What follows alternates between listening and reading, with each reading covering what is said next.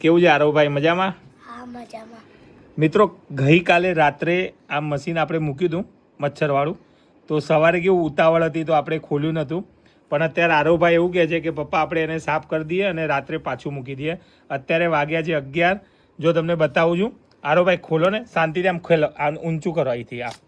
હા, હવે બતાવો મને. જો આ ગઈકાલે રાતના મચ્છર છે.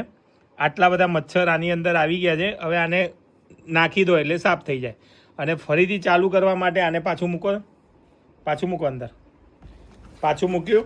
અહીંથી આપણે સ્વિચ પાડ્યા પછી આ રીતની લાઇટ થશે. લાઇટ થયા પછી આ રીતનું એકદમ અંધારું થઈ જશે. બરોબર?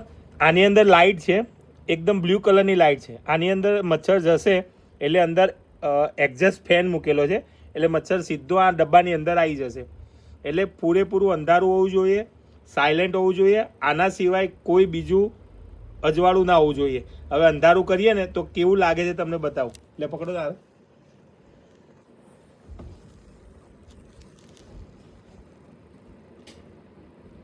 આ રીતે એકદમ અંધારું થઈ જશે એટલે બ્લુ કલર એકદમ ડાર્ક બ્લુ થઈ જશે અને આ રીતને એનું કામ ચાલુ થઈ જશે.